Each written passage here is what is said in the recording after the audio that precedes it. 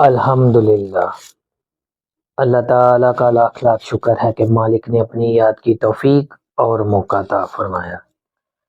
لاکھوں اور کروڑوں درود حضرت محمد مصطفیٰ صلی اللہ علیہ وآلہ وسلم پر، جن کے طفیل مالک نے یہ مہربانی عطا فرمائی۔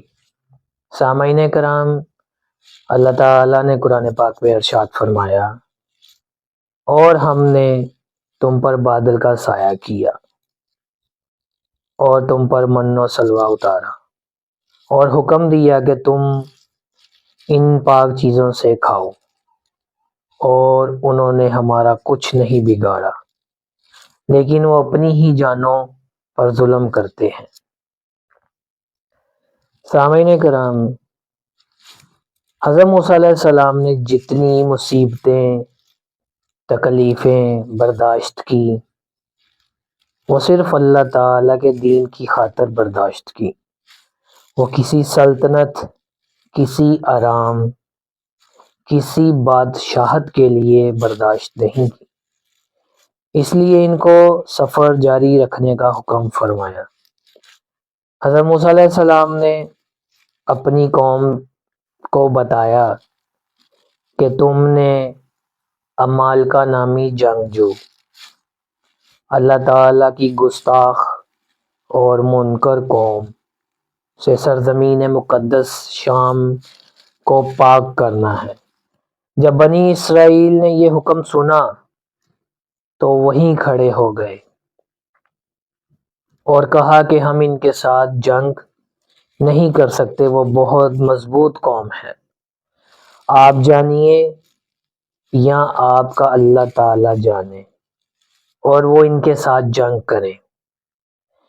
اسی گستاخی پر اللہ رب العزت ناراض ہوا اور بنی اسرائیل کو طیہ کے میدان میں قید کر دیا۔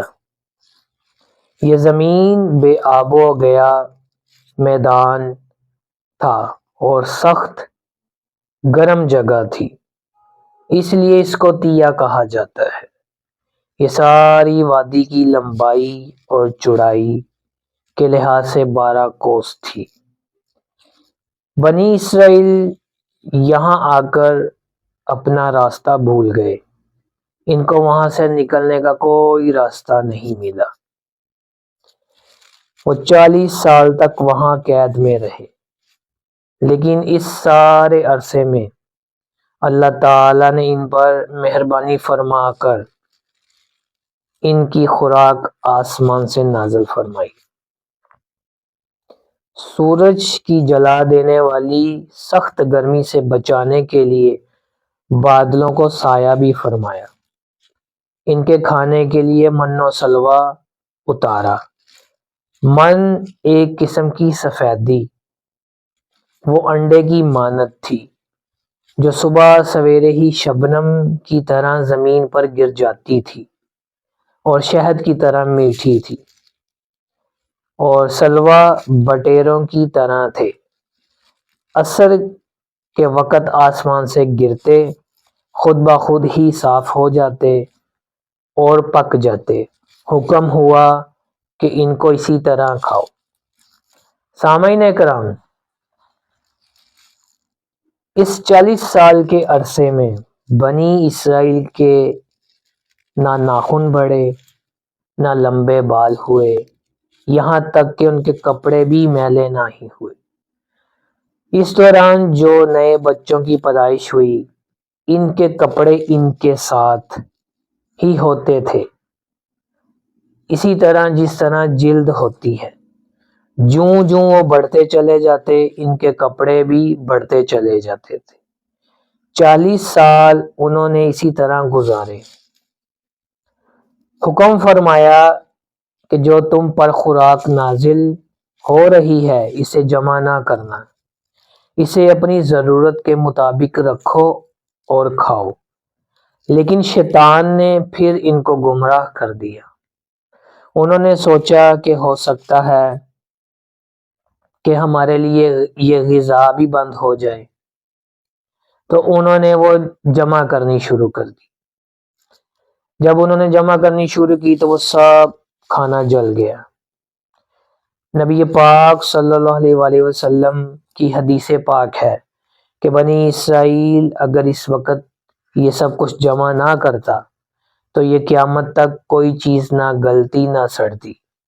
انہی 40 سالوں کے دوران حضرت موسیٰ علیہ السلام کا انتقال ہو گیا اور حضرت یوشع علیہ السلام کو نبوت ملی۔ بنی اسرائیل نے حضرت یوشع علیہ السلام کے سامنے بہت فریادیں کی۔ ان کی جو نسل صحرا میں جوان ہوئی، اس نے عمالقہ سے لڑنے کا عہد کیا۔ حضرت یوشع علیہ السلام نے اللہ تعالیٰ سے جب دعا کی تو بنی اسرائیل کو معافی ہوئی، ان کا راستہ کھل گیا اور وہ اس میدان سے نکل کر اپنے سفر پر روانہ ہوئے۔ حضرت یوشع علیہ السلام کی قیادت میں بنی اسرائیل نے عمالقہ سے جنگ کی اور انہیں ملک شام سے نکال دیا۔ سامعین کرام، اس سارے قصے سے اللہ تعالیٰ نے اپنی مخلوق کو چند ہدایتیں عطا فرمائیں جو سمجھنے والی ہیں۔ جو اللہ تعالیٰ کی نافرمانی کرتا ہے اسے ضرور سزا ملتی ہے، جس وقت بھی ملے، جس شکل میں بھی ملے، وہ مل کر ہی رہتی ہے، وہ بچ نہیں سکتا۔ اللہ تعالیٰ رب ہے، اس کی ربوبیت ہمیشہ گناہ گاروں پر بھی قائم رہے گی اور نیکوکاروں پر بھی۔ وہ رحیم ہے، اس کے رحم کی صفت اس سے کبھی جدا نہیں ہو سکتی، وہ ہمیشہ رحم فرماتا ہے۔ یہی وجہ تھی کہ اللہ تعالیٰ نے بنی اسرائیل پر اپنا غضب نازل کرنے کے بعد پھر بھی ان پر مہربانی فرمائی، ان کے کھانے کا بھی بندوبست کیا، انہیں گرمی اور دھوپ میں پگھلنے نہیں دیا اور بچایا۔ اللہ تعالیٰ پر جب توکل کیا جائے تو کبھی انسان کو کسی چیز کی کمی نہیں ہوتی، لیکن اگر بخل کیا جائے تو ایک وقت ایسا آتا ہے کہ ساری جمع کی ہوئی پونجی ضائع ہو جاتی ہے۔ اس لیے سخاوت کرنے اور بخل سے بچنے کا حکم دیا گیا۔ جو نعمت بغیر محنت کے اور آرام سے ملے اس کی قدر نہیں ہوتی، اس لیے اللہ تعالیٰ نے ہر نعمت سے پہلے تکلیف رکھی۔ عبادت، ریاضت، چلا کشی اس لیے ہوتی ہے کہ جب تکلیف کے بعد انسان کو کوئی اللہ تعالیٰ کی طرف سے نعمت ملتی ہے تو وہ انسان اس کی قدر کرتا ہے، اللہ تعالیٰ کا شکر ادا کرتا ہے اور وہ اس نعمت پر دیر تک قائم رہتا ہے۔ اگر ناشکری کرے تو وہ نعمت اس سے چھین لی جاتی ہے۔ یہ ساری چیزیں سمجھنے والی ہیں اور بڑی باریکی سے سمجھنے والی ہیں۔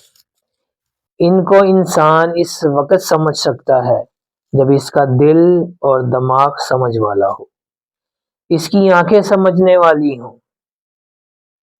اگر اس کی آنکھوں پر پردہ پڑا ہو، اس کے دل پر پردہ پڑا ہو، اس کے دماغ پر پردہ پڑا ہو تو وہ یہ چیزیں نہیں سمجھ سکتا۔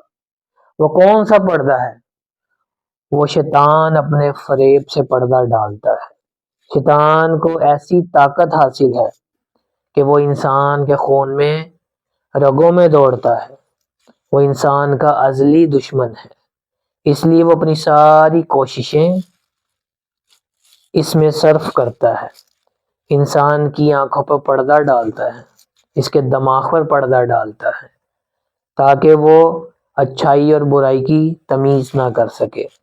اس کا ثبوت یہ ہے، ایسے لوگ جنہوں نے علم حاصل کیا ہوتا ہے وہ بھی اچھائی کو چھوڑ کر برائی کو اپنا لیتے ہیں۔ اچھی بات ان کو سمجھ نہیں آتی اور اس پر عمل نہیں کرتے۔ اللہ تعالیٰ کے حکم سے، نبی پاک صلی اللہ علیہ وسلم کے حکم سے بھی اور اللہ تعالیٰ نے جو دماغ دیا ہے اس سے بھی وہ لوگ بات واضح نہیں سمجھتے۔ سامعین کرام، اللہ تعالیٰ نے قرآن پاک میں فرمایا، تم اللہ تعالیٰ کا ذکر اس کثرت سے کرو کہ تم نجات حاصل کرو۔ کس سے نجات حاصل کرو؟ اس پردے سے نجات حاصل کرو جو تمہیں برائی کی طرف لے جاتا ہے اور تم کو اچھائی سے روکتا ہے۔ یہ اس صورت میں ہو سکتا ہے کہ اللہ تعالیٰ کی یاد کثرت سے کی جائے۔ اللہ تعالیٰ کی یاد کثرت سے کرنے سے سیاہی دور ہوتی ہے جو دل پر چھائی ہوتی ہے، اور وہ پردہ جو آنکھوں کے سامنے سے ہے ہٹ جاتا ہے۔ وہ پردہ جو دماغ پر ہوتا ہے وہ صاف ہو جاتا ہے۔ پھر انسان کو اچھائی اور برائی کی ایسی تمیز ہو جاتی ہے کہ وہ بری باتوں سے پرہیز اور اچھی باتوں سے محبت کرتا ہے۔ اللہ تعالی ہمیں ان باتوں پہ عمل کرنے اور اسے سمجھنے کی توفیق عطا فرمائے۔